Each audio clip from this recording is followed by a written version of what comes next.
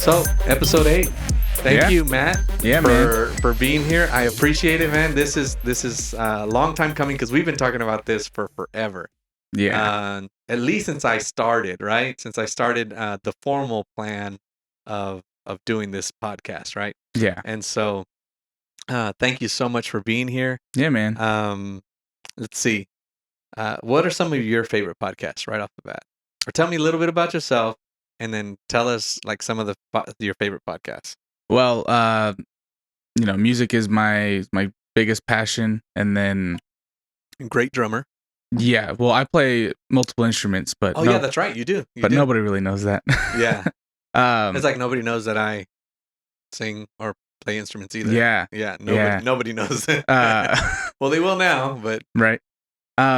Some of the biggest podcasts I listen to. I mean, I try to keep myself very balanced mhm. with different things. So like, I just realized that I have like a mullet in my. I'm looking at. I look like Theo Vaughn or something. well, I've noticed that Yeah. for the entire time The so entire far. time, like, yeah, I'm gonna mull it out for this one. But anyway, some of the So like it'll be like obviously Joe Rogan, which is how you and I started mhm. conversing. There's another one by Propaganda, a Christian hip hop artist. It's called the Red Couch Podcast with him and his wife. Okay. They've got a big section called Hood Politics, Ooh. which the idea behind it is if you can explain or if you can understand hood dynamics and stuff like that, you can explain geopolitical climates. Well, I think in general, yeah, that would be the case because we're experiencing some things here in Cibolo Mhm. that if you blew it up to a national scale, it's exactly what's happening. Yeah. You know what I'm saying? With drama, fake news, Mm-hmm. who's this person, what's their agenda, and all this stuff, and so yeah, I would presume everybody has some sort of, everything's scalable, Yeah. which it's kind of what we're going to talk about here in a Yeah. little bit with Marvel and everything like that. But yeah, so anything else? There's that. There's a couple drum podcasts, music podcasts, money podcasts, religion stuff. So it really spans. What draws you to a podcast? Mainly interest for me, whatever my interest is, or the person behind it. The person behind it might have so like there's one called Holy Ghost Notes where it's two Christians who happen to be drummers, and they talk about drumming for one half and they talk about Christianity on the other half. Mm-hmm. But the main guy is Matt Griner, drummer from August Burns Red, which is a Christian metal band. Mm-hmm. So I've been following that guy for years for his whatever he got or for whatever he's put out, like his cymbals, his sticks, whatever. Yeah. And yeah, so he put out a podcast not too long ago, so I wanted to check it out. It's been a great podcast. Yeah.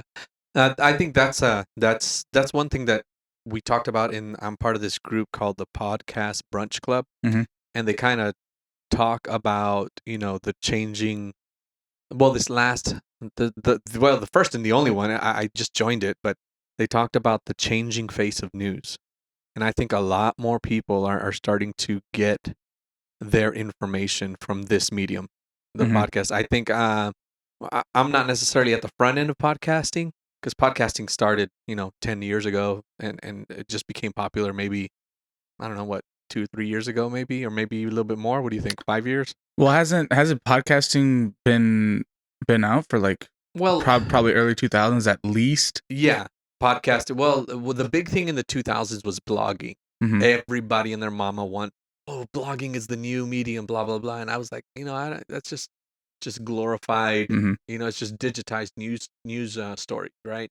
Um, and so they've had a form of podcasting, but it was more like news stories, right? Kind of like NPR. Think of NPR, but in a digital space, not just over the waves, the airwaves, Mhm. right? So you have NPR coming to your radio and things like that. And so what podcasting became was basically a digital host for all these stories. It's like, hey, what I want to catch Science Friday. Well, you can go to their podcast page and it's repeated there. Mhm. So what I've found is that a lot of the early adopters of podcasting is basically just taking their medium and putting it in digital form on a website. Say, hey, they've turned it into a podcast. Mhm. But what I consider a podcast, I think how podcasts have evolved now is like the conversation, like we're having now, like your the ones that you've listened to, Joe Rogan and some of these other people. A lot of the couples ones are really good because they have it's more conversational. Mhm. It's not like, hey guys, today at 6, Yeah, there's not necessarily or an this agenda. morning in San Antonio we had a wreck on the Amtrak and all this stuff. Or uh, that's a medium. But I consider podcasting a conversation. Yeah. To me, that's me. That's not. It's not. But in the purest form, any form of digital storytelling or digital news broadcasting, I would say is a form of podcasting. So in that sense, you're right.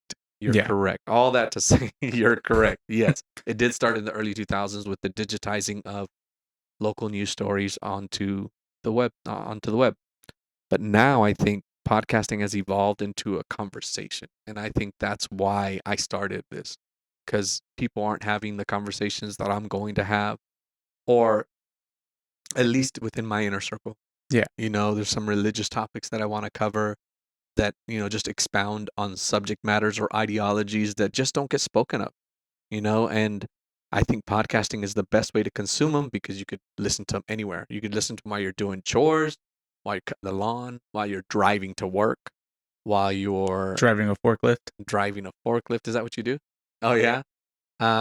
Driving a forklift, just doing an edit. I don't know, anything. Mhm. It's just a real easy method of consuming content, and provided that the content is well sourced, I think there's a lot to be gained from listening to podcasts. I asked Veronica, I'm like, hey, what do you listen to? And she's like, I don't listen to anything. I'm like, why not? Yeah. She listens to ours obviously because she's always critiquing herself or whatever. But I think it's just a really cool medium whereby you can get your information. We were talking before we started Mhm. that one of the things I want to do is create a community podcast, first, a grassroots or what have you, where we talk about local issues and we expound a little bit on those and we have that conversation, that dialogue, because you, I can't remember who I was talking to. I think it was Neil and Carson. You can't change nobody's mind on a Facebook post, but you can change people's minds through a conversation. Mhm. Um, yeah. What do you think about that? I think, yeah, basically along the same lines. It's very easy to post something on Facebook, but I think when somebody has the ability to take their idea and explain it and go through the pros and the cons of it and say this is what's great, this is what's bad, but because this is a good thing, this is going to change this, or whatever, Hmm. then I think that's a better way than A single hot take post, like, a one paragraph that's riddled with grammar errors. And yeah, yeah. so That's the biggest thing too. Is I always have to go back and just edit my grammar because I just sometimes I'll just like type away. I'm like, oh snap, I used your instead of you are, mhm, or whatever. But yeah, I think that's the huge importance, I think, of what I'm trying to accomplish here. And obviously, there's some other goals that I have in mind, which we'll talk about offline. And I've talked to other people. I have other channels that I'm interested in creating, but this one is kind of our variety channel. So the Lions mhm, Den podcast is a huge variety channel. If this is your first episode listening in because you clicked on Marvel, thank you so much. We're actually going to talk about that specifically. So um, in this episode, we're talking about Marvel Phase 4 because depending on when you listen to this in the future or whatever, we're going to start talking about some of our predictions and our opinions of what Marvel Phase 4 has in store for fans, mhm, right? And so it's a variety podcast, and yeah, I actually want to have you on more than once because I value your opinion. Uh, and unbeknownst to a lot of people, you're very well spoken. Us guys that are in the pit or behind glass or whatever, we don't get a whole lot of accolades because we're just kind of the people in the background, mhm. or we have been for a season.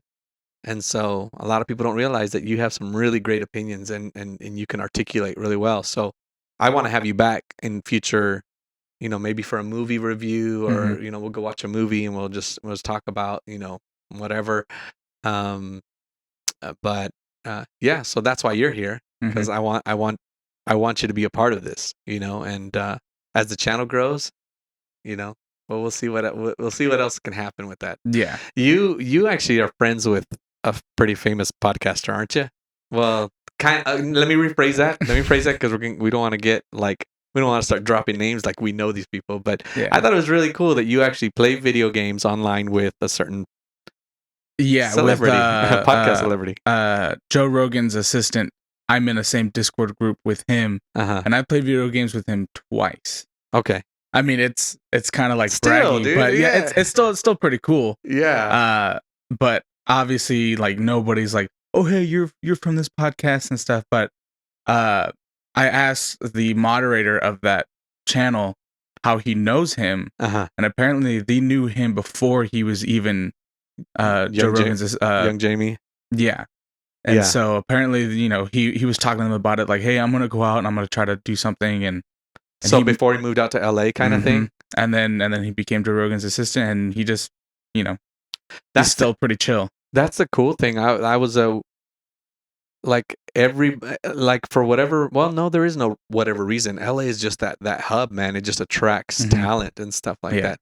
I actually, I have family that live in San Diego, and we thought about that, and we're here for the kids. The kids have go to high school and everything like that here, and so we're here for a little bit longer. But I would love to live in that area because the Yeah. media saturation, or Austin attracts me sometimes. Mhm. You know, if we can make some buck in Austin, where Yeah. I mean, to where we could feasibly financially be able to afford to go to Arizona and San Diego whenever we wanted, then I guess that's the biggest crux, right? Because you could do anything from anywhere now. Yeah. I was born and raised out there, actually, out in Long Beach, Oh, and okay. so I went out there last year for my sister's wedding, and I loved being out there. I don't think I could ever move back there. Really? Why? So there's a distance from, let's say, North San Antonio to Schlitterbahn. Okay. That's the distance my grandmother lived away from my uncle. Took us 3 hours. Wow. North San Antonio to Schlitterbahn. So like 281 to Schlitterbahn kind of thing. It's like 1604 to Schlitterbahn. Oh, wow. So was that about 20 miles? Less than 20 miles? Yeah, something like that. And it took us 3 hours because we hit it at the wrong time. Oh my God. That's the one thing a lot of people don't realize about traffic. They think traffic is just bad because it's bad. Mhm. But one thing that people don't realize about LA is that they close a lot of roads down because they're doing movies all the time. Mhm. And that I didn't affects, think about that a one. lot of people don't realize that they close a lot of roads down because they're filming all the time. Mhm. And that's the big hubbub. Yeah. That's the big obstacle for, Mhm. that's one of the variables.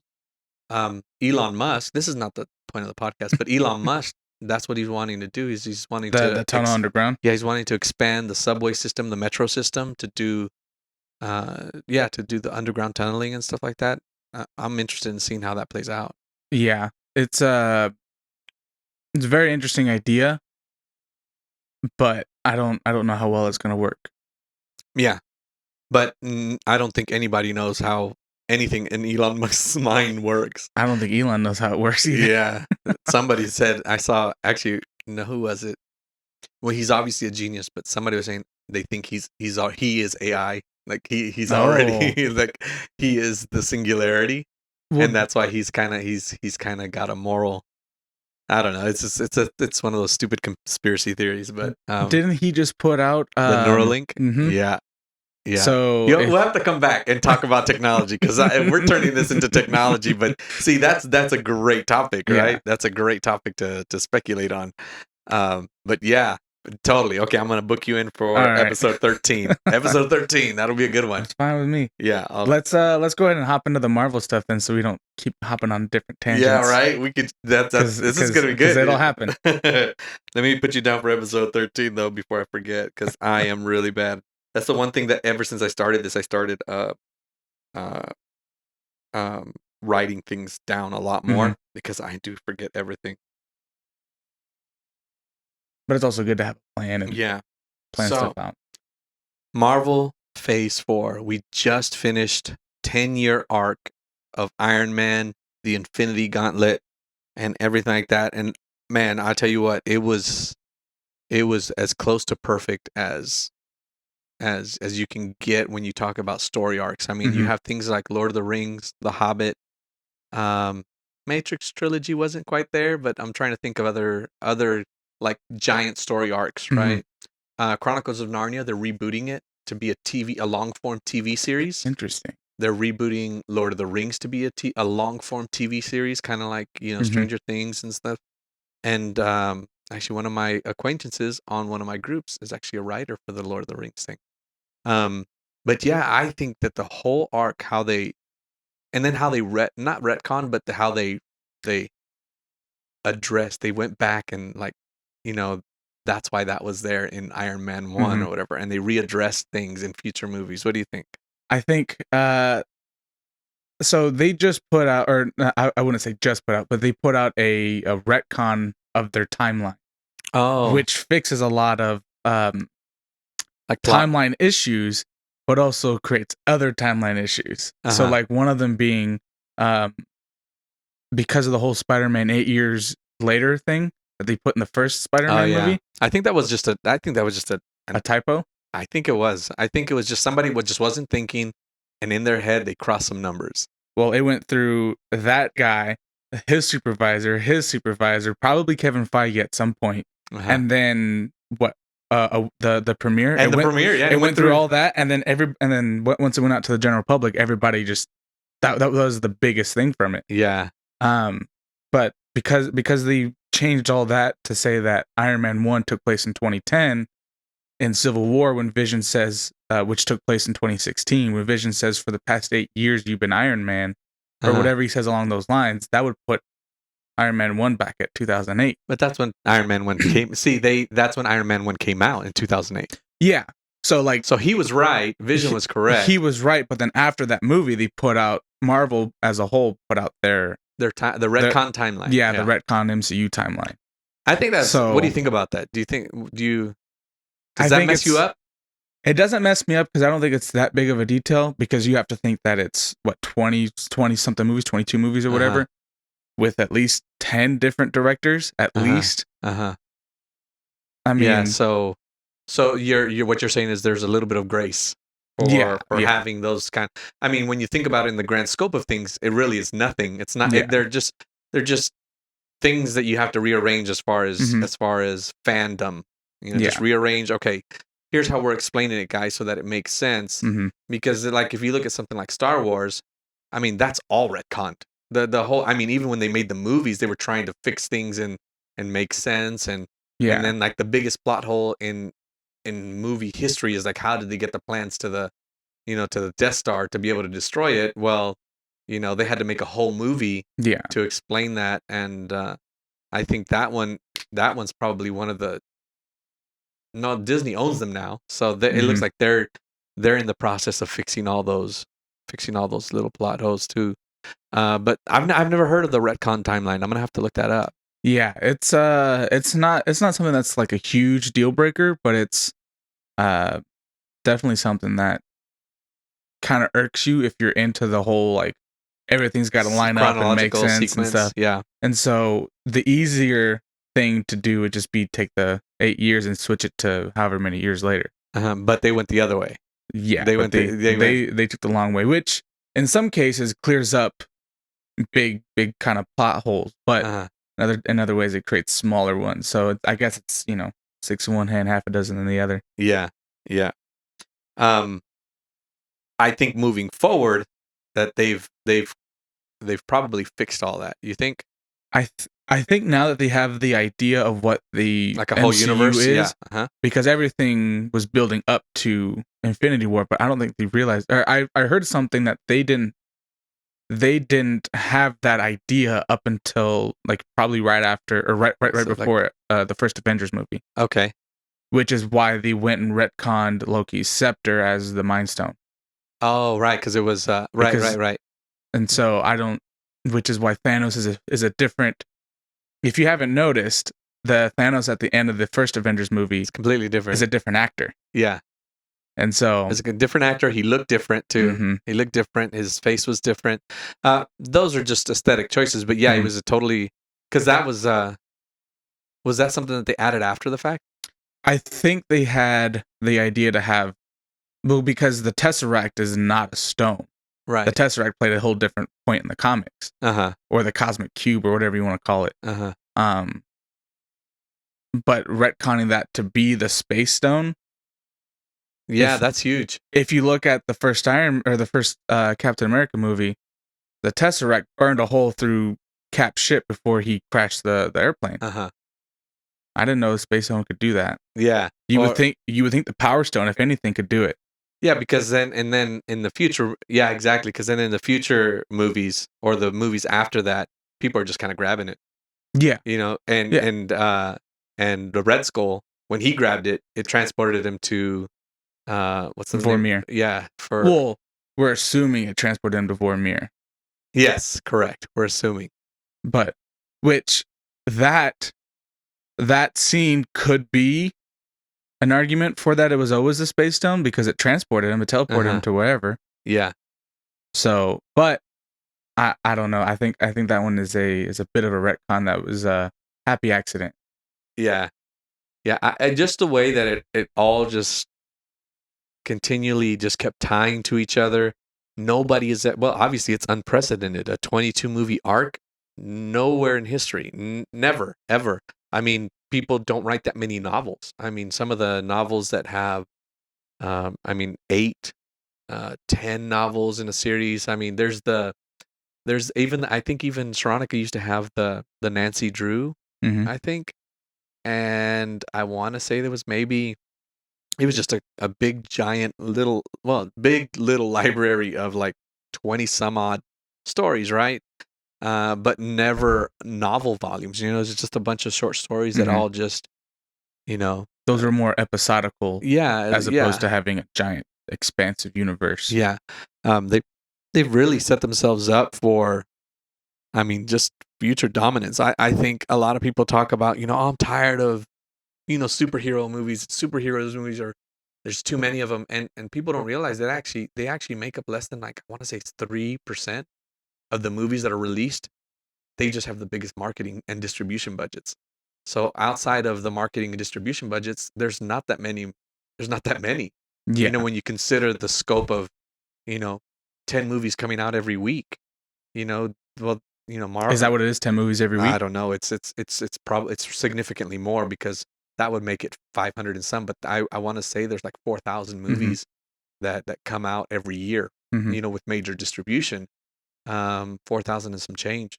Because I had this argument with somebody Mm-hmm. on Facebook about this same topic, and when you take into consideration superhero movies like IPs that are very popular and well known, Mm-hmm. I mean it's not even 25 or 30. Well, you would have 3 from Marvel, and Uh-huh. then let's Say give 2. them credit and say 2 from DC, Uh-huh.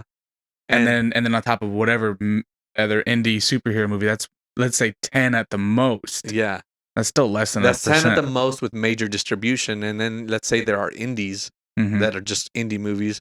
Let's say being generous, it's twice that. Let's say it's 25. 25 out of 4,500 movies that come out every year. Still less than a It's percent. still yeah, it's like 0.5%. Mm-hmm. Um, so um, yeah, the point is that these movies are here to stay. They're not Yeah. going anywhere. Um, the saturation of the spaghetti western in the 60s and 70s, um, if I 50s, 60s and 70s, they were like 1/4 of the movies that were coming out. Like 25% of Mm-hmm. movies that came out during that time were spaghetti westerns. And western movies just in general. So the saturation of western movies is just ridiculous compared to what the saturation of superhero movies is today. It's just, I think it's just a matter of perception, because you see it all the time. The marketing is there. The we call it toyetic. All these movies are toyetic, so you can make toys out of them, and you Mm-hmm. can just the marketing and the branding Mm-hmm. for across all. You see it everywhere, so it feels like there's more, but there really isn't more. Mm-hmm. There really isn't more. So I'm really excited for what's coming. We end the 10-year arc of of the Infinity Gauntlet and the culmination of Iron Man, which rest in peace, Tony Stark. That's he's always been one of my favorite. Him, and I've always loved Batman. But man, which are basically the same character. Yeah, exactly. Rich philanthropist with well, not philanthropist. Batman, Bruce Wayne was a philanthropist, but Well, Tony Stark wasn't. According to the first Avengers, How was he? it's a man in a big suit of armor. Take that off. What are you? Genius, billionaire, playboy, philanthropist. Oh yeah, that's right. So I mean, yeah, that's right. That's right. So yeah, they're essentially the same character because they have no superhero powers on their own, but they've teched their way through it, and they've both inherited their wealth. Yeah, they both inherited their wealth. But Iron Man had a drinking problem. I'm not sure if Batman ever had that. No, Batman had a depression problem. So they're the same character. Yeah. Both of their parents are dead. There's a lot of parallels there. Yeah, I could see how that's probably why they both drew me. They're both the lead of their franchises. They are now. Yeah, they are now because Iron Man wasn't. Yeah, Iron Man wasn't like a preeminent character. I think Thor was probably bigger than Iron Man. Spider-Man was definitely bigger than Iron Man. And I love that Sony finally collaborated because from the get-go, I'm like, how are they going to get Sony? How are they going to get Sony to cooperate with Spider-Man? And I was like, they're never going to, because to me, the way I remember it is Spider-Man is one of the original Avengers. And so is Wolverine. And Wolverine, I mean, the Avengers always switched over in the 90s and late 80s, 90s, and the 2000s. The Avengers always were swapping characters. Like new Avengers would join and some would leave. Westlake Avengers, the East Coast Avengers. But the original ones that I remember from the 70s and the early 80s, Wolverine and Spider-Man were part of it. That's what I grew up on. I mean, I'm probably 20 years older than you. Well, not that much, but 15. But my point is that that's what I grew up on. And so I always wanted, I'm like, they're never going to get Logan. They're never going to get, Peter Parker in there. And now here we are. Here we are with Marvel Phase 4. We just, I guess Far From Home is the first one in Phase 4, right? No, that's the end of Phase 3. That's the end of Phase 3. According to Kevin Feige, that's how he views it. Oh, okay. And so I'm going to stick with that. Okay. Because that is what Kevin Feige has said. So we're going to start jumping into... Which is why this timeline... Right here. This timeline is the Phase 4 timeline, and you don't see a Spider-Man movie up there because that movie was already in work before this was even put out. That movie was released before this was even released. So let's knock out the TV series. All right, just get those out of the way, and then we'll speculate a little bit on the movies. So first up, in the Phase 4 lineup is all these Disney Plus, which I can't wait till all of this stuff comes out, is the Disney Plus stuff that's coming. So we have the Falcon and the Winter Soldier, the new Captain America. So anything that stands out to you from there? Not really. I wish that they wouldn't have made it a very clear choice who's going to pick up the mantle. Because in the comics, Falcon and Winter Soldier have both been Captain America. And I would think that would be a really nice conflict that plays the entire series of who actually takes over the mantle. And it would be a nice little running joke because then they could still be the Falcon and still be Winter Soldier, but then they can kind of share the shield back and forth, and that would be an interesting dynamic. That they could still do that because I mean, he's still called the Falcon. That's true. And the star, the thing is between both of them. I mean, because the even in their logos, they're gonna have some sort of representation, visualization. Yeah, visualization about what, how they're gonna play that, and I think it's gonna be really cool. I heard somewhere that I think they didn't pick the Winter Soldier just because of the fact that he was brainwashed by the Russians. That would be a good point. And so the reason that he wasn't chosen to move forward, because if you think about, like, Captain America was very astute in figuring, okay, making the best decision. Mhm. Because generally speaking, he did make the best decisions, right? Mhm. He was always on the side of right, Morally truth, right. morally right, truth, and things like that. Um, and uh, and so he would have thought through, like, yeah, I can make Bucky the next Captain America. But the fact that he was compromised for a time, whereas this man, the Mhm. Falcon wasn't, and he was there by my side throughout this whole thing, you would think that he probably weighed all that into consideration when Mhm. he actually passed the the shield Mhm. onto Falcon. I don't know. That's gonna be really neat. Are you gonna subscribe to Disney Plus? I mean, I want to watch all these shows. So Uh-huh. that I mean, that's argument enough. But also on the other hand, I'm like, Disney just wants my money. Yeah. But I mean, I'll Eight probably end it. bucks, man. Eight Oh, bucks. eight I think bucks? it's like $8 a Oh, month. I was thinking. I haven't looked into it, but I was thinking 20, I think it's like eight or ninety nine. like some are You know what? competitive with Hulu and Netflix and stuff. Well, we only pay $9 for Hulu. Well, I pay nothing because I pay for Oh, Spotify, okay. but So but I still get ads, which is dumb. I get, what do I get? I think I get Netflix for free because I have T-Mobile. Shout out to T-Mobile. Hey, sponsors, come I need on. to because I've also got T-Mobile and I need to look into that. Yeah, if you have T-Mobile, yeah. They pay for your basic. So we pay for the family upgrade. So we pay like $4 Mhm. because I think the basic is like $11 or $12. And so T-Mobile takes care of that. And then we pay the family to where we have multiple accesses, blah, Mhm. blah, blah. But I think after it's all said and done with all the little services, I think that's not even $50. That's still cheaper than cable. Like Oh yeah. having Hulu, Prime, YouTube Mhm. Plus or YouTube Red, and all these other services, CBS All Access and things like that. Mhm. They they make sense, and so we'll probably be adding Disney Plus probably here pretty soon. Um, all right, so the Falcon and the Winter Soldier, not a whole lot going on because there's really not much to speculate on other than the conflict of who gets the shield, Mhm. right? Now this next one is a lot to try to figure out, which is WandaVision. And the biggest thing is how they get Vision back. How do they get Vision? Well, okay, so to the average person who saw him die in Endgame, what how's that happen? What's your Well, opinion? what I think, Yeah, because you had some really good ones before. We were watching some videos and before the yeah, podcast. what I think is if you rewatch Endgame, or I think it was Infinity War is where they said it, Uh-huh. um, that he is part Jarvis, part Tony Stark, part Bruce Banner, part android, and then the Mind Stone. Yeah. So that would be a fifth of who Vision was.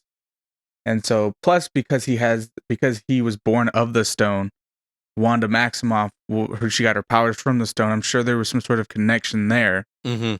that maybe Yeah, something happened where she got where she kind of took parts of Vision, or that was kind of swapped and shared, or whatever that was. was that Age of Ultron, right? At the end of Age of Ultron, we see the German scientists fiddling with the Mind Stone, and then it cuts to That was quick. the end of because that was the opening of Age of Ultron. Oh yeah, that's So right. that So was the ending of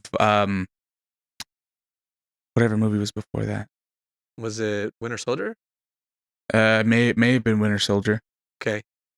I'm Where not they're I'm not still entirely. where they're still fooling around with the technology, And then it they're shows twins. So Quicksilver and it shows Wanda Maximoff and Quicksilver. I don't remember what his real name was. Pietro, Yeah, they're twins, and which don't look anything like each other. yeah, so fraternal. But they mentioned, so yeah, it's affected the twins in this way. So it's almost like they did some sort of genetic experiments with them with the Mind Stone, and then you see Quicksilver like bouncing around, kind of like zzz, zzz, trying to bounce around in the cell, and so they both got their powers from the Mind Stone.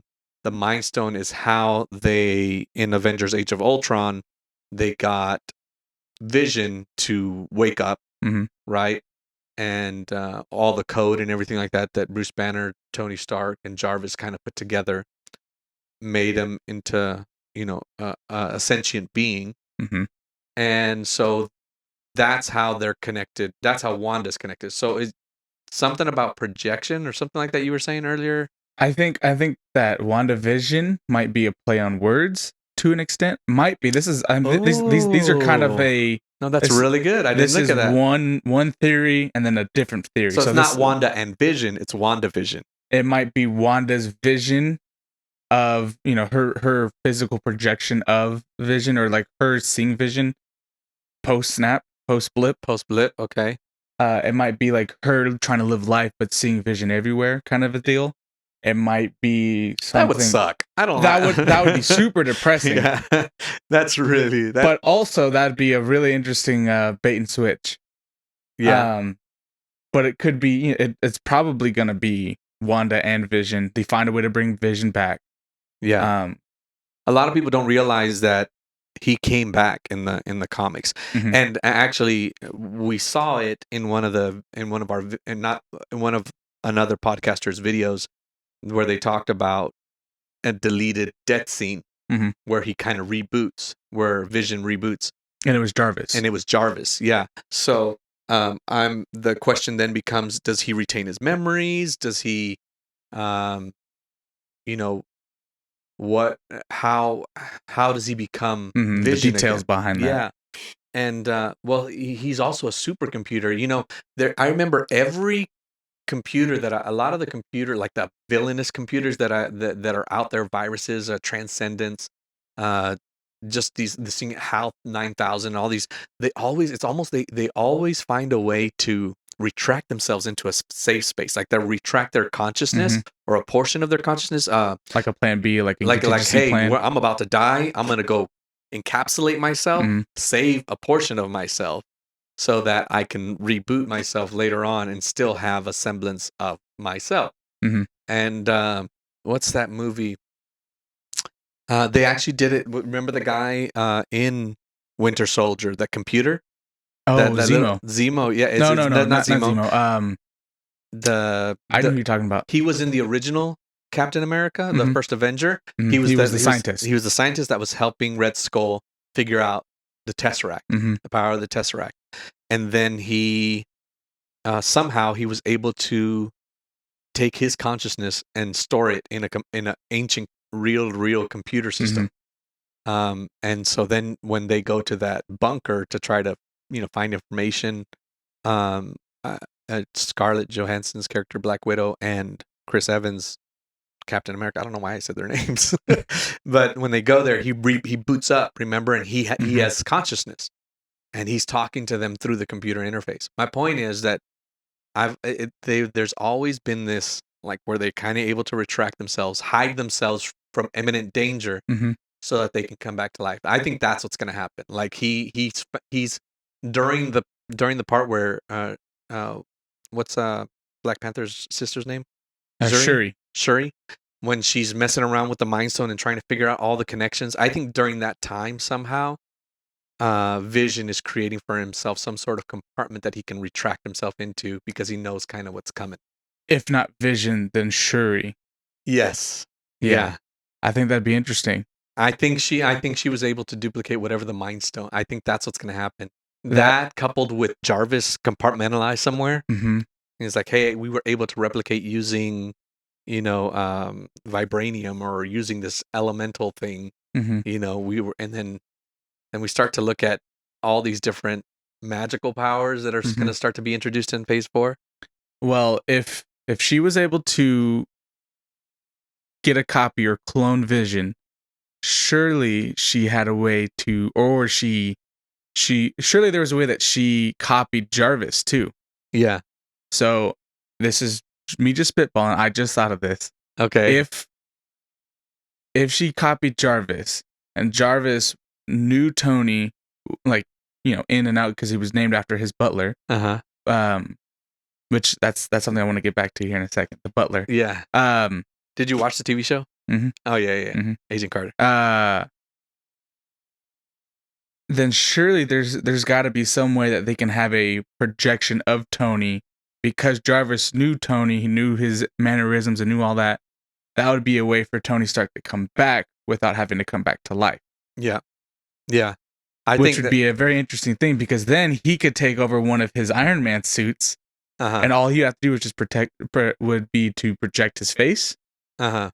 and then he could still That's be how he's still alive. he Yeah. could quote unquote still be Spider-Man's mentor. It'd be a very it would be a good stretch, but it would be I don't think they'll do it interesting. yet. I think maybe phase 6. I don't think they'll do it for a while. Uh-huh. But How long do you think the MCU is going to keep going for? I think it's indefinite. Do you know why? Because comic books are still alive. Yeah. And so I mean comics books, especially Marvel, I think it started in the late 50s, early 60s, Mm-hmm. and they're still going. Mm-hmm. So the medium of cinema will never go away, and there it's like you've opened up this Pandora's box of superhero tropes and stories that kind of reflect the times. In 20 years we'll probably look back and like, oh, how quaint that they were talking about, Mm-hmm. civil liberties, and now we don't have them. Kind of, I don't know, you know. But I think that the MCU is just not going to stop. I don't think that um, that Marvel Studios is going anywhere, at least for the next, provided that the Lord should tarry, Yeah. that they'll still be going strong. Now they might phase out the phases Mm-hmm. and then just I start just doing something else, like mm-hmm. not calling them phases or anything like that. It's just maybe a different, just different storylines. Mm-hmm. Um, because for example, even though Star Wars, a lot of people have Star Wars fatigue, and they're like, oh, no, I'll still go watch a Star Wars movie. You know what I'm Yeah, saying? especially because it's not out once a month. It's out once every 2 or 3 years, Uh-huh. and it's 2 hours. Yeah. So, I think I don't think that I don't think they're gonna I end. think I think at some point there is going to be a fatigue, and they're going to drop just in the same way that the comic books dropped in popularity or in selling. Hmm. Um, but they also have Disney money, Yeah. so there's that, and Yeah. Disney doesn't let properties die, Yeah. which is That's why they're true. bringing Star Wars back. Uh-huh. Um, I do think that at some point, let's say 30 years down the line, they're still popping out movies. It's gonna be more kind of like a soap opera where you can kind of just hop in anywhere Yeah. and figure it A out, and bunch of then more standalones. well, you kind of hop in anywhere and know, okay, this is what this person is, and then you wouldn't necessarily have to start at So it's like the first maybe Iron they'll Man. finish fate. At some Well, point, everything's gonna be a team up movie, well, I because you think. could watch phase 1 and finish it, and then just be, oh, phase 1 was awesome, right? Mm-hmm. You could watch phase 2, and it's a complete storyline without having to know phase 1. You just know that these characters exist. Mm-hmm. You could watch same thing and phase 3 is the Infinity Saga, right? Well, phase 1, 2, and 3 are all the Infinity Saga. Well, phase 1 and 2, they're standalones, but like we were talking about earlier, it wasn't until the first Avengers that they realized, oh yeah, Mm-hmm. we're gonna we can really turn this out into something amazing. And phase 2 is what it is. I mean, if you take out all of the that's the genius behind it, is like every movie is essentially a standalone. If you take out the mid and post Mm-hmm. credits sequences and stuff like that, you could have still enjoyed a great movie. Mm-hmm. So they're all complete storylines. It's just a matter of how they interweave with the greater arc. I think that was the genius of it. So maybe they just keep doing phases, I mean, it's worked so far. because maybe there will be a Fantastic Four phase. The I Fantastic phase. really thought that they were going to do this. Actually, I have some theories about that, which maybe we'll have to come back because we're getting close on time because we talked a whole bunch of junk at the beginning. But yeah, it's a Fantastic Four. We'll do a little bit of speculation at the end. Uh-huh. But let's finish up the other ones. Loki, we know that it's going to be an alternate timeline Uh-huh. because of how he in Endgame he grabbed the cube and he disappeared. Mhm. Right, so he went somewhere, and direct from Feige's mouth that this is what those adventures is like. Where does he go? So now he's still evil Loki. He hasn't turned into good Loki yet. So this is still evil Loki. Is the next TV series, which comes out 2021. So that ought to be really interesting. Um, a lot of people are gonna love that because they loved Loki, the character, just in general. Yeah. Do you remember when he died in Infinity War, and there was I remember, no, Oh not yeah. hundreds, dozens of people just like crying, like, how could you kill Loki? Yeah. Was that in your theater, crying and stuff? No, it was Okay. just people Yeah. that I'd see on Twitter or Yeah. whatever, and people were just upset. Yeah. He's a phenomenal actor. Yeah. He plays the part really well. Um, A plus, lot of people don't know that he originally tried auditioned out for Thor. for Thor. Have you seen that Thor? I've It's seen it. bad. It's Yeah. really bad. Yeah, but it was also what 2009. Yeah, yeah, That's 10 years ago. yeah. But I'm very interested to see the Hawkeye one. I've seen a couple sprinkles of speculation on it Uh huh. about him teaching his daughter Uh huh. how to take on the mantle Hmm. of well, not Ronin, but where Of he'll Hawkeye. become Ronin, and yeah. That'll be interesting because I think even with Uh-huh. the font looks childish to Yes. an extent, Uh-huh. and I think or like young or The only one that throws me off is the Loki fonts. Like I don't get any of it. So I see the Tesseract, I see the um what's their place called where they live? Asgard. Asgard. I was thinking Valhalla, but that's their heaven, right? Hmm. Valhalla. And then you got the ice, the frost giant, and then you got the Wizard of Oz in the eye. I don't know what the green. Interesting because maybe it's just the coloring on the screen from where you're Uh-huh. sitting where I'm sitting because I see the Tesseract in the K and I Okay. see What do you and see in the L? I don't know what I would see if anything it probably I think the eye would probably be the time stone, Ah, okay. but Yeah. I don't It know. would make sense because he's a person out of time. Uh-huh. So maybe in the Would he maybe be out of time though? well he's out of our time. He's no longer in 616. He's no longer In our universe, in our but in a let's say he goes, well, that would be an alternate timeline or Mhm. time branch, but that wouldn't necessarily give him powers to hop back and forth in time. No, but there's something to be said Because about what those things mean. yeah. And I see the O as some sort of Viking Yeah, symbol uh-huh, or something. uh-huh. Eh, Where he's gonna just be he's gonna be mischievous, Loki. He's gonna be the traditional god of mischief. and that's also where the retcon comes back in to bite you in the butt. Yeah. Because the retcon from earlier where they were talking about how the Mind Stone was in the scepter, Uh-huh. there was also a retcon that the Mind Stone was affecting Loki. So Okay. Loki may not necessarily have been evil because Loki stabbed a guy in the eye in that movie, in Okay. the Avengers movie. He was Yeah. evil. But if he was under the influence of the Mind Stone, was he evil or was he just a guy that liked to play tricks and mischievous? Hmm. So then if he's no longer under the influence of the Mind Stone, Is he evil or is he not? I think that's how they keep him likable. Mm-hmm. That could be how they keep him likable because because I don't think necessarily people loved evil Loki. They liked the character of Loki and then what he became Mm-hmm. afterwards with all the his jovialness Mm-hmm. and joking around with Thor and stuff like that and Mm-hmm. switching. Because he was still a son of Odin, Yeah, he was still a adopted son. or not. Yeah, and so it wasn't necessarily he was just mischievous. So that's a really great point. It could have been that he was just under the influence, and so these are just going to be just really fun stories, standalone stories. Well, the idea behind it, right?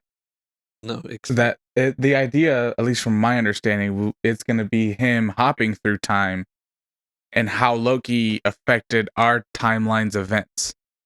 So I don't think they'll Ooh, touch on Hitler, but it'd be like the idea would be like Loki's the guy that whispered into Hitler's ear that started the entire or World War maybe Red II. Skull, Yeah. Well, or Red Skull was the underling to Hitler mhm. in the movie, so it So could he be kind of stuff like becomes a that. Rasputin kind of character, where he Uh, just becomes a whisperer, like a yeah, time whisperer or something. something like that, or like he drops Like, hey, I he wonder what happened if we introduce aliens in the 40s, you know? yeah. Yeah, that could be him. He's driving and he takes a wrong turn, and that's the Roswell incident. Yeah. Oh, that'd be really cool. That'd be really Something like fun. that. Yeah. Yeah. So, and then the what if? So Interesting. what if that's just all space? That's not going to be canon. We know that none of Yeah. it's going to be canon, and that they're all animated. Oh, is it? Yeah, it's all animated. I don't know. That would make sense. I think they're going to be animated like Spideyverse was animated. So like Oh, they'll have different different styles of animation. yeah, different genres and styles of animation. That'd And be interesting to see like an anime Thor. yeah, and then I think they're gonna do. I know Agent Carter. I know this. I know Feige said it or somebody said it that they're gonna do one of the first ones they're doing with Agent Carter. What if she became the super soldier? Where she Oh, became the person, because then that sets up Captain Britain because she's British. that's She's true. a British liaison working with the United States government. So then that sets up Captain Britain for a potential Phase 5 character. Yes, but wouldn't that also in And that theory introduces, I guess, the idea of a Captain Britain. so in theory the what ifs could be alternate dimensions, alternate timelines. Yes. Yeah, It that could be, we're in this timeline, we're in this time, we're in this yeah. timeline. That'd be interesting because if there's a way for them to hop between timelines, Uh-huh. that's how you can introduce the what ifs to be canon, but not technically canon. Not Earth 616 canon. Uh huh. All right, not Earth 616. And this is where we're going to start talking about the movies. So we'll go Mhm. through them really quickly because I guess we'll just start working our way back. Multiverse of Madness. Well, And Thor. You missed oh, Thor. yeah, Thor. But I want to talk about that leading into our speculations. Okay. All right. So let's go back here for a second and then we'll jump back to Thor when we lead into our speculations. But Multiverse of Madness is supposed to be a horror movie. Interesting. That's Well- gonna be. It's supposed to be the first Marvel true horror movie. That's what everybody is saying. That's what. Mhm. I can't remember who mentioned it. I keep wanting to say Feige, but it wasn't Feige. It'd said- be interesting. Like if you've noticed over the years, they're trying to make different genres of movie that all fit into the MCU. So like Mhm. the spy thriller was Winter Soldier, Uh-huh. and so they're trying to do different things like that. I think that'd be a very interesting movie. I can't wait because Because- I don't like gory or like Annabelle. I like The Purge because it's more like jump scares and it's like Uh-huh. more grounded in reality. But this isn't supposed to be that either. This is supposed to be It's also- it's- supernatural, It's right? also still a kids movie at some point. It's Disney. Yeah, because they're not going to rate it R. Uh huh. That's what they said. They're not Yeah. going to rate it R, so it's still going to be probably PG-13. How do you make a PG-13 horror movie? Maybe NC-17. No, because that's higher than R. Oh, is it? Yeah, NC-17 is no children under 17. R, you can still, it's restricted. It can only be with parents. Oh, I thought it was the other way around. Yeah, no. No, they could do PG-15. I heard a couple people. I think a couple other countries outside of the United States do PG-15. Interesting. Yeah. So it's like, look, this is not recommended for anybody under the age of 15. I think they should do like a PG-15 or a PG-16. They might introduce a new rating. It's possible. It's Marvel. It's Disney. They can do whatever they want. Yeah. I mean, I mean, they don't even need the MPAA. They could just say, hey guys, the official rating is PG-13, but we are rating this PG-15, whatever. Mhm. But That'd be an interesting movie to do it Wanda's with. supposed to be in this one. Oh yeah. Wanda's supposed to be in it, and she's one of the catalysts for, because she's Mind Stone, and Mhm. she's one of the catalysts for, being able to break through into multiverses. Like she's the one that has the strength to like she goes in with some of these are real loose theories, but she somehow gets caught up with Doctor Strange, and Doctor Strange and her. I don't know. This is where we actually get the Scarlet Witch. So Wanda Maximoff is Wanda Max. Everybody loves her as Wanda and everything like that. But in Multiverse of Madness, she actually becomes the Scarlet Witch, and so the reason is because there's some sort of rift that happens in that dimension that when they go into that bending dimensions in Doctor Strange, Mhm. something happens where a rift happens. This is the theory, and then Scarlet Witch becomes who she is to hold back like these outer dimensional demons, essentially. Remember, Interesting. Dormammu is an interdimensional demon, Mhm. and so we were introduced to him, interdimensional demons, way back when. Mhm. And so Wanda turns into the Scarlet Witch to use her powers to mend this rift that is now open, which we'll talk about that in a little bit, because what that opens up into is going to be some really crazy stuff. Yeah. Very interesting. I made a mistake about the Eternals, which we'll get to, but Shang-Chi. Shang-Chi, I think This is the Easter egg that nobody found in phase 1, 2, and 3. Oh yeah, Because we only know about the 10 rings formally through Iron Man 3, right? Iron Man 1. The 10 rings is the guy that Is- actually kidnapped him. Yeah. And then the 10 rings because Well, we know that now, right? We know that looking back. well, it was very Yeah, it was in the background. The 10 Rings logo is in the background yeah. when they're doing the hostage video. Mhm.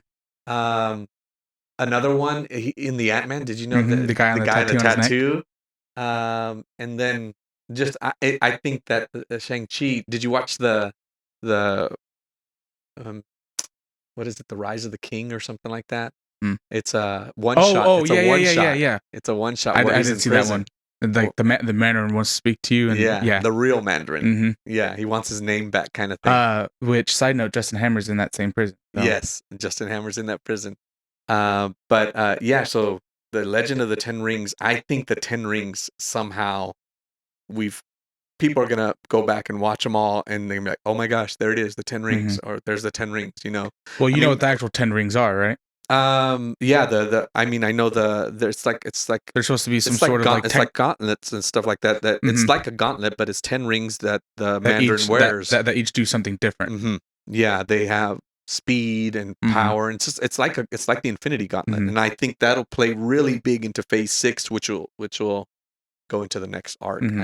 I think, man, if Shang-Chi was made 10 years ago, Jackie Chan would have been a really good like mentor to Shang-Chi.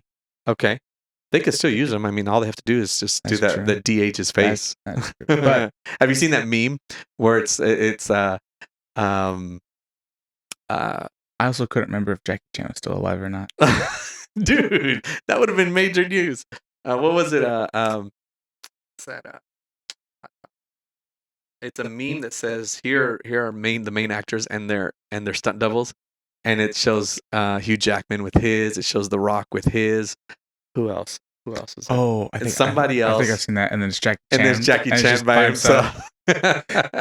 Yeah, I don't know. I think they could probably still use him, but that's another diversity thing that they're doing. That's long overdue in the mainstream. We've had Asian movies and excuse me, let me rephrase that. We've had Oriental movies for decades, but the mainstream love that they're going to be showing Shang-Chi, and then there was just recently Crazy Rich Asians and stuff like that. I haven't seen that yet, but I know Shang-Chi. Awkwafina is supposed to be in this one, I think, too. Oh, interesting. Yeah, the main character, I don't know what the actor's name was, but so he made his audition.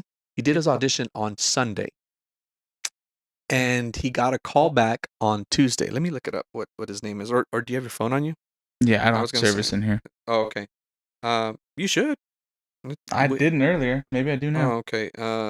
Shang-Chi character is played by Simu Liu? I don't know. It doesn't show. Where did I have it right here? Oh, here it is. What's his name? I have no idea how to pronounce it. Where's it at? Where's the name? Here in the right next to the bold letter. Oh yeah, Simu Liu. Okay, Liu. I actually had a friend who's it was Amy Liu. Anyways, yeah, Simu. Is it Simu? I have no idea. Anyways, no disrespect intended. My point is that he auditioned on Sunday.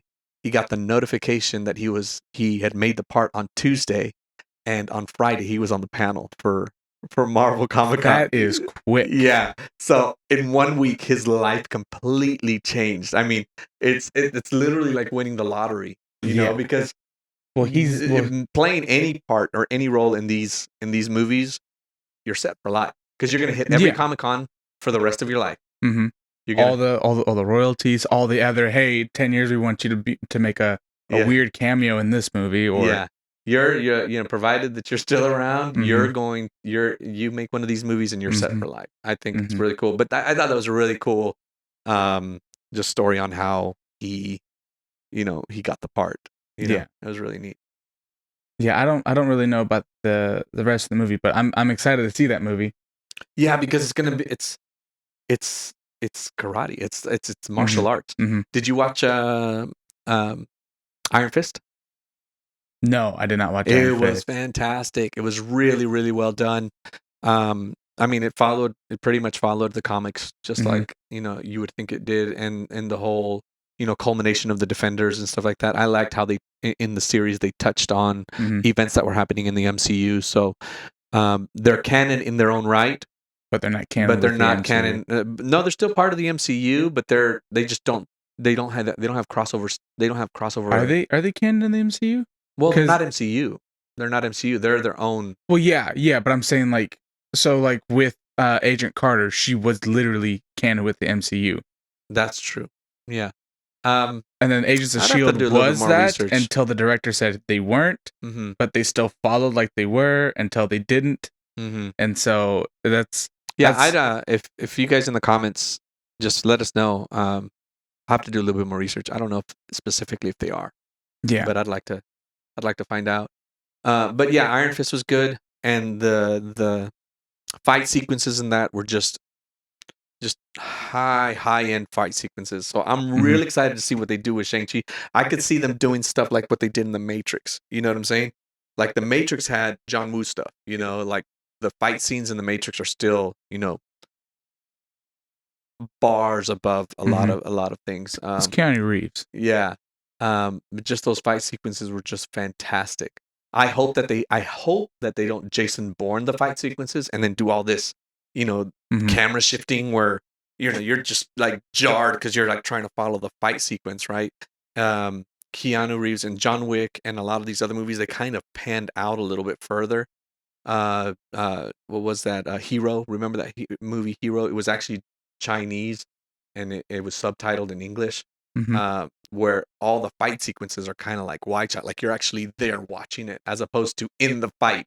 Mhm. Which a lot of I call it the Jason Bourne effect, where fight sequences are real tight and intimate, and you're like, oh, oh, you're Mhm. seeing all these like you know, punch close punches, and it just is really jarring. I mean, it makes for really high action, but it's also fake.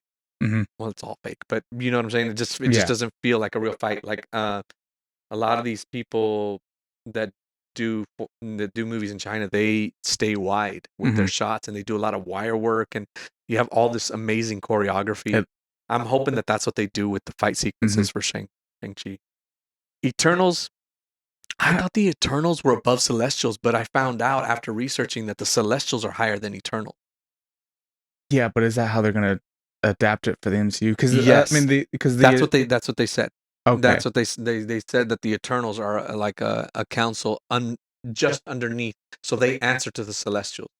which Peter Quill is Yes, a Celestial, unless you wanna argue he's not. he's not anymore. So he's a Celestial without the powers, I guess, because he Is got the yeah, very very interesting. That's a whole another topic.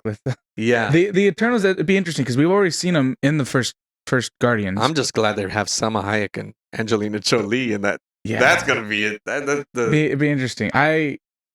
It's interesting to see Angelina Jolie in the MCU. I didn't think that was gonna happen. yeah, that would be like having Tom Cruise in the MCU. Or Brad Pitt Yeah, or Leonardo. yeah, that would be really, really weird. It'd be interesting. Because they're just in that whole upper echelon of actors and Yeah, they're actresses and A plus mhm, listers since they're A plus listers. Yeah, A-listers. well, they're A plus listers. Oh I'd yeah, put them up. I would put them above even the A listers. got it. They're the 200% listers. Yeah, yeah. Got it. Okay. It yeah, it'd be interesting. I don't know much about it as far as the synopsis of the movie, but hmm Me neither. I don't know what role they play. I think maybe they get involved because of the blip. I think maybe there's some sort of tribunal kind of not like the living tribunal. I'm uh-huh, not trying to confuse the characters, but I think they become more like a like a council. tribunal, a council that says, "What the heck just happened?" Mhm. And then they get involved. Like something's going on.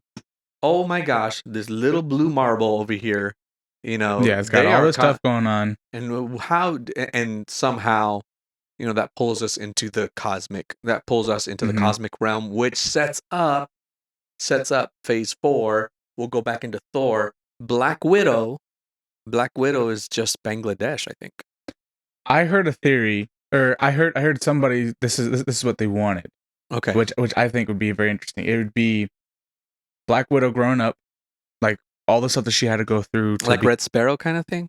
Like is it Red Sparrow, the one movie with Jennifer Lawrence, where she's a Russian spy, and they show like, because that was a real thing. Like they Mhm, grew these girls, they mhm, pruned these girls to become Russian spies. Like this actually really happened mhm. in during the Yeah, Cold War. But is that what you're kind of talking about? yeah, Like, something like that where it's her at like the age of 6 or whatever, uh-huh. and she gets picked, and it shows a montage of her getting trained and becoming the Black Widow, and then a section of Budapest, which that would be cool, and Hmm. then which they could bring Jeremy Renner back in for that, um, and Yeah. then a part of it would be them doing, um, what they did for the 5 years during the blip, during the snap, Okay. how she took over as the head Avenger, so to speak. I think I'm not sure what kind of storyline you can weave through that, but those would be a very interesting 3 sections to. Okay. So yeah, I don't know how they'll do that. That's just gonna be a really interesting. I don't know. I actually, which is funny because that's the next movie. You would think that we would know more about it. Yeah, but Other I than didn't Bangladesh, I don't know anything. Or didn't it just get greenlit not too long ago? no, it got greenlit a while ago. They Did just it? started filming. They started filming it. They've already started filming it. Okay, So, if you mean by greenlit, like they started it. No, promoting it or yeah, they whatever. already have that going on. I find it really interesting that it's the next movie coming out, and we have very little information about it. Hmm. Like, I feel like I have more information about uh, Multiverse of Madness or some of these other TV shows It than, lends itself to a lot more speculation. yeah. I think part of the reason is probably because she died in Endgame, and we don't Yeah, know. and her story's over, so to Hmm. speak. Hmm. I think I heard somebody mention. I don't think that necessarily that she'd go on with the series. I think Chris Hemsworth might go on with the series. But somebody mentioned there was a couple comic book series where they go back and barter for the souls with Red Skull, with the Interesting. that they actually go to Vormir and barter for the souls back. So, which lends the credence that, well, why didn't Captain America barter? Do we know what happened with Captain America? Did he barter for her soul somehow? I think that'd be a good what if episode. It could be a good what if episode. Yeah. It could show Chris Hemsworth coming back and him taking the stones back, because that's a huge question. How Hmm. did he put the stone back into the Tesseract to put it back? How did he? Or give it back. How does he give back? Yeah, how do you give back the soul stone? What? Yeah. The other ones you could place back in their Mm-hmm. spots physically, Mm-hmm. you know, You can turn. but What? How do you turn the Reality Stone back into a liquid? How do you? Also, when he gets to Vormir, is he super surprised because it's Red somebody Skull? somebody's mentioned something about the ether one, Mm-hmm. that that he shows up and he says, "Hey, beautiful lady, I just gotta stick this thing back into you." It's Yeah. just like, it's like, you. How do you? Okay, so Rocket takes it out. And then 2 seconds later. 2 seconds later, I'm just gonna Yeah. stick it back in. Yeah. That's just nuts. So yeah, there's a whole bunch of what ifs and spin-offs. Maybe Loki. I don't know. Yeah. The Loki one. That'd be cool if Loki ends up back if it's not like an alternate timeline, he ends Mm-hmm. up back at Asgard, Mm-hmm. and then he meets Captain America when he's trying to place the thing back, Mm-hmm. the ether back, kind of thing. That'd be a funny little. Yeah, that'd be interesting. Yeah. So, speaking of Loki, we go into Thor: Love and Thunder. I love the retro look, first off, of the logo. Uh huh. I love what they've done with that, the Guardians of the Galaxies. That's a really, really, just a really cool retro look. Mm-hmm. I love what they've done there. The Aside from, probably trying to, well, you would think that all the movies have a trilogy and then it ends, and then they end their arc, their mini arc ends, right? Mm-hmm. With Guardians of the Galaxy Volume 3 maybe closing off the Guardians of Mm-hmm. the Galaxy, but this is the fourth Thor movie, isn't it? Yeah. Is You're is right. Thor, is Dark World, Ragnarok, and now this. Yeah. So But it's but Dark World doesn't really count. I Uh, mean, it counts obviously, and it also has really important pieces, like one of the stones. mm-hmm.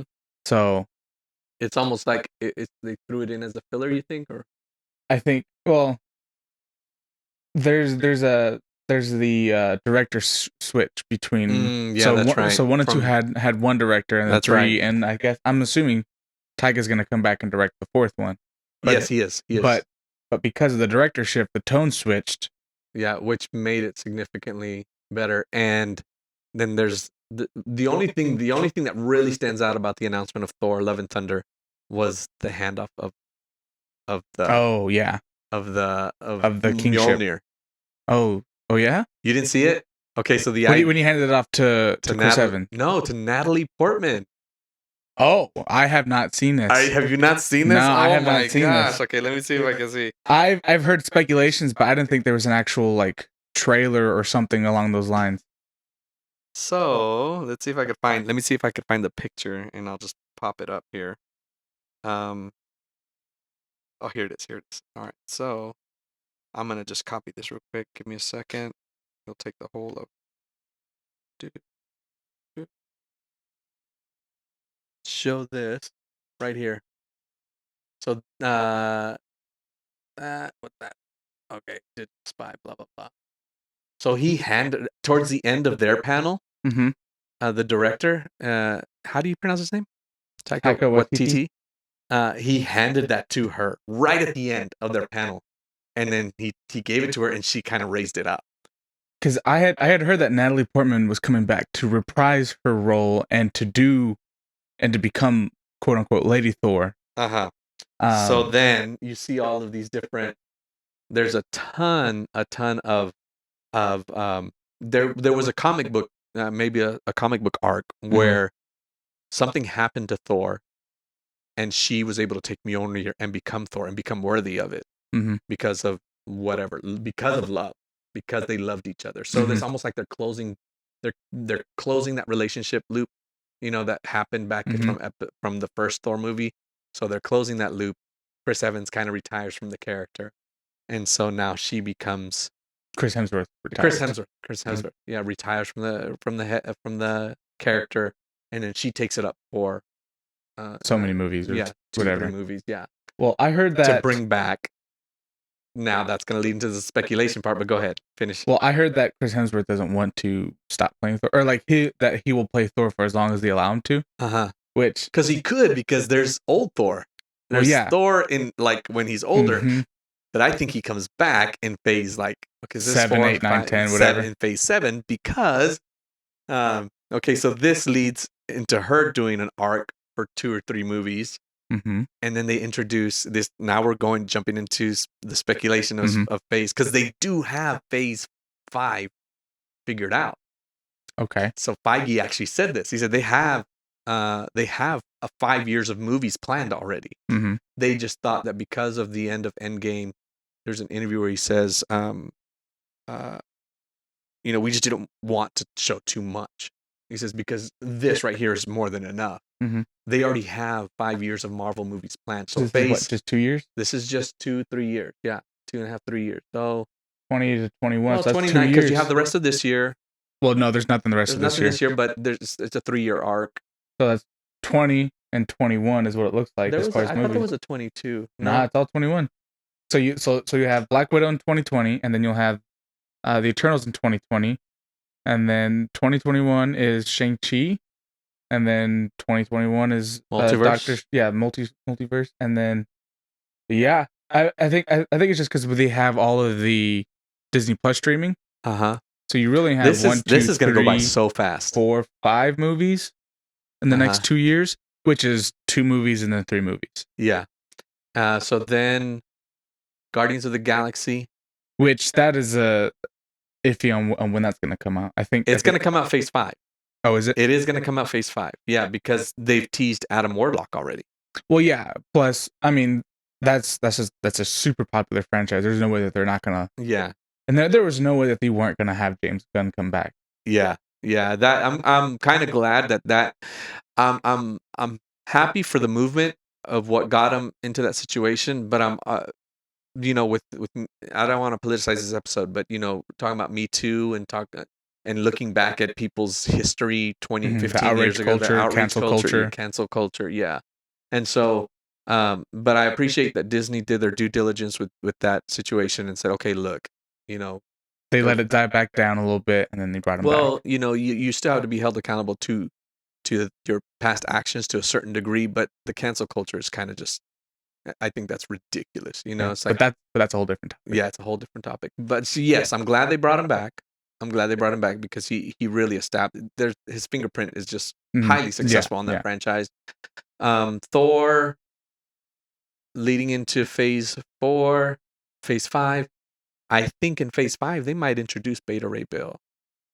I think they might introduce him as a Thor character because they already teased him. Mm-hmm. He exists. He's already an established character in the MCU, whether or not Yes. you've seen him. Yes, exactly. And for those, this is if you've seen Ragnarok, Mm-hmm. you've seen Beta Ray Bill. You just have to find it. So he's in there. Yeah. It's just a lot of people completely missed him. Well, Stormbreaker in the comics is, from what I understand, was Beta Ray Bill's hammer, yeah, or his weapon. Uh-huh. I think somehow that brings back Thor at in phase 7, maybe. Well, they had, so if you watch Infinity War, they had the mold for Stormbreaker. Mm-hmm. Why did they have the mold for Stormbreaker? Is that something that they just? That's true. That's true. I didn't think about that. You're right. He didn't make the mold. They had it.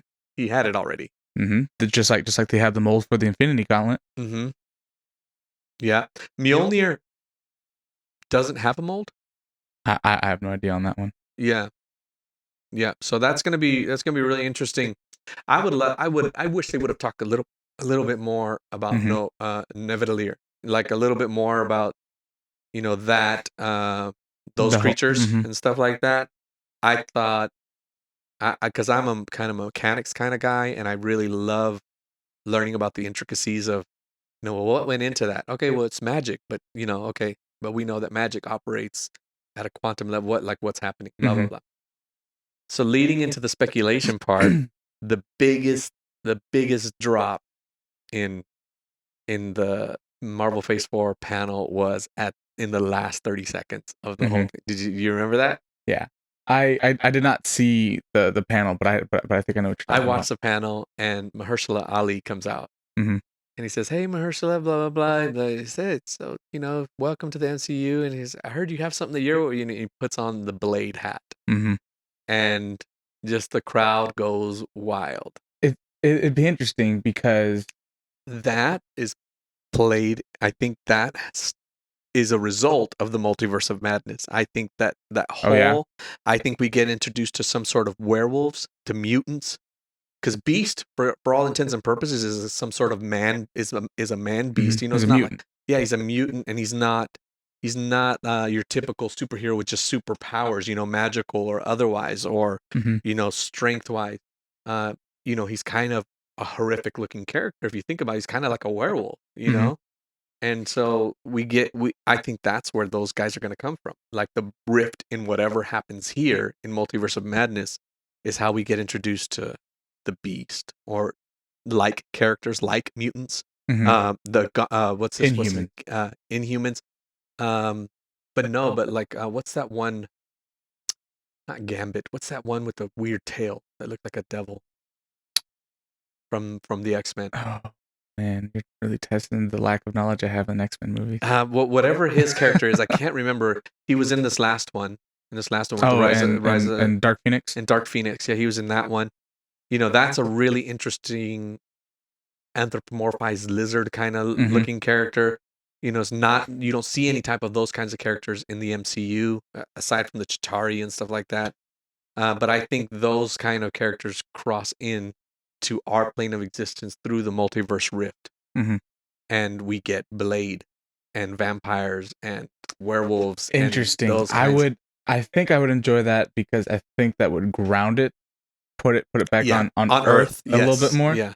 Which I love having all the space movies and stuff, but I feel like there's more because I can understand the entire scope of it, and because you can't just say, oh well, there's a more powerful being out there. Yeah. That can just take away all the stakes. Yeah. we know the stakes, we know what the setting would be, to an extent.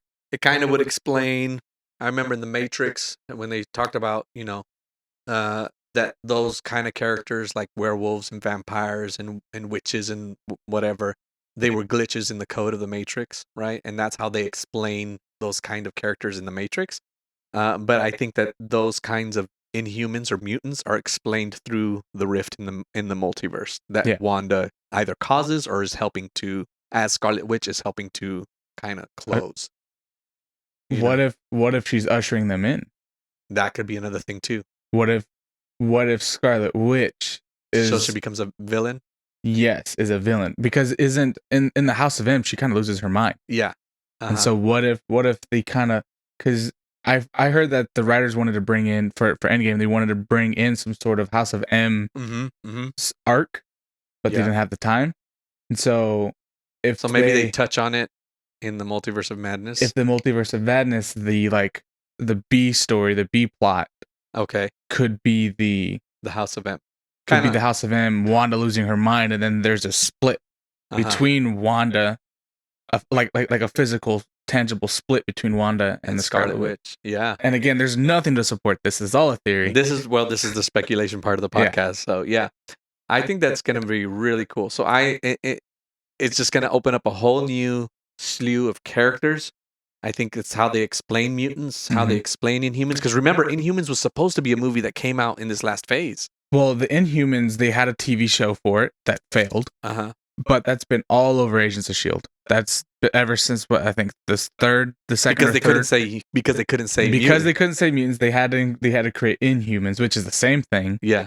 But I wonder if they're going to address that at some point. I wish that with the Disney Plus streaming, and they're bringing in all these TV shows, that they would just kind of put their arm around Agents of S.H.I.E.L.D. and just say, hey, you guys are welcome to the party. Well, they're ABC, right? Isn't they're ABC, but because of the whole premise of Phil Coulson dying in the Avengers, in the beginning of Agents of S.H.I.E.L.D., he gets brought back to life. And Josh Whedon at the time was directing it, and he said that it was not part of the MCU, but a different director said that it was. And you can follow it. And it follows, and there's different, and it started with Winter Soldier, I think, when they killed. When Hydra was revealed as being, Hydra, the show took on that weight. The canon. Yeah, the canon. Yeah, more than what Winter Soldier did, or at least the aftermath of it. And from there, they've been doing great things that follow the MCU, the timeline and stuff, but it just seems like the redheaded stepchild. Yeah, I think I could see that. Yeah, I think in time. Well, I think maybe that's why they stopped it. I think maybe that's why they stopped it, so that they can reboot a different version. Well, because the next one is Sword. Sword. Well, you know Sword is, right? Yeah. Sword is Shield in space. Yeah, space shield. And that's why they went that direction. Well, and that's why at the end credit scene of Endgame, Spider-Man, Far From Home, yeah. What's that series called? That arc with the Skrulls, the Secret Wars, yeah, or Secret Invasion, or whatever. Yeah, something like that. Well, the Agents of S.H.I.E.L.D. was supposed to be canceled at the end of season 5, or I think season 5 was supposed to be the last, and then. But I think that's how that's why they extended it, to tie it into the MCU. Because you think so? Yeah, because they had the plans for Disney Plus, and then they put them in space in season 6. That would be interesting because, well, if you haven't caught up with it, it takes a very interesting turn at the end of season 6. Is that after Quake? Quake, and then being in space is season 5. Season 6. Oh. Am I that far behind? Yeah, season 6 just ended last night, which is the. Oh, okay. Oh, yes, you're right. Yeah, I haven't seen season 6, right? Yeah, you haven't seen season 6. That deals with the repercussions of what happens in season 5, and then they're gonna have a season 7, which is their announced final season. But it takes a very interesting turn. Okay. That could be leading into Sword, which was a speculation after season 5. It could go there. I think it is. but they're going to make a pit stop first. Yeah. Okay. Stop. Because of what happens. Okay. I can see that. And it may or may not bring in another canceled TV show that may or may not have an appearance. Okay. That's all I'm going to say because you haven't seen it. I got some stuff to binge tomorrow into today and tomorrow because we have Hulu, so I can watch all that stuff. I'm just saying. All right. Man, we need to. I think we could probably make a whole nother episode on just speculations, on theories, kind of like what New Rockstars does. Mm-hmm. Shout out to what's his name? Eric Voss. Eric Voss. Yeah, and Philip Molina and all those guys over there. So shout out to you guys. But yeah, we want to definitely probably we're gonna have you back because it's a great conversation, man. Thank you so much. We're gonna cut it. We're gonna cut it now, and let's pick up some speculation. What were we gonna? What did I say we were gonna do for the episode? Let's see here. I wrote it down here. Got my notes up. Oh, we had a technology episode that we were going to talk about. Oh, there's plenty of things to talk about. So, man, I really want to have you on board. Thank you so much for being here today. I think people are going to love what you have to say because, and plus I need another co-host, because Sharonica's good with marriage and stuff like that. I had Isaac on recently for just a TV show. But yeah, man, every other week, I'm pretty sure that you do great. We'll figure it out. We'll figure out your time schedule. But thank you so much for being here, man. Yeah, man. Appreciate you. Have fun. Oh yeah. Okay, good. As long as you had fun, man. All right, guys. Well, that's it for this episode. We didn't speculate a whole lot because that's speculation. We'll plan another episode. But Matt, welcome to the podcast. We're gonna have you on as much as your time allows. Thank you so much for being here, helping this channel grow. Guys, don't forget to like, share, and subscribe to our channel. It helps us out. Please let the ads roll and things like that. Again, it's helping us out. We're not making any money on this, but we hope to be able to bring this to you full time and just provide some good content and some good conversations that you guys could have with, around the water cooler on Mondays. But yeah, thanks. That's it, man. Thanks for being here. Sweet. Episode 9.